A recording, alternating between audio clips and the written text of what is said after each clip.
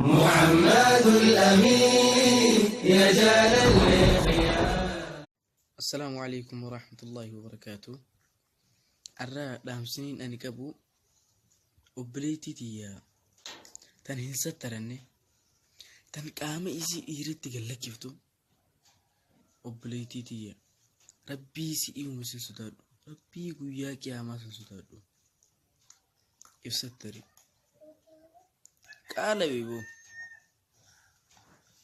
جتشا maayiidhaan irraa sirraa galan laali gowwaa muciyyoon tun humaan beektuu badawaa akka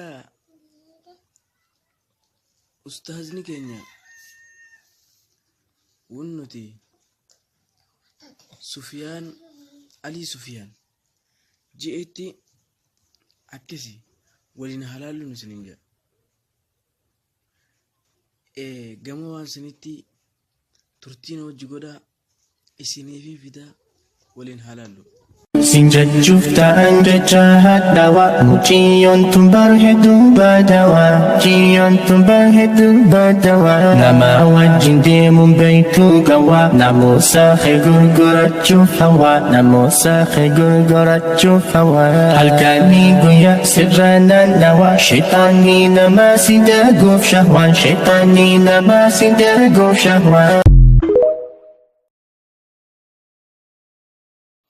Dhageessame obboleettii tiyya dhageessame ulii isiitu itti fayyadama gaa akkamsi haa godhu gabra taanee magaalaa akka re'eetti dheenee sin gurguru wallaahi if irraanfattee qaama kan kee bakka deemtu gannaqaa hin deemin if quba qabaadhu yaa akhi maal taate ayi amantaan islaamaa tanan noo jijjii obboleettii tiyya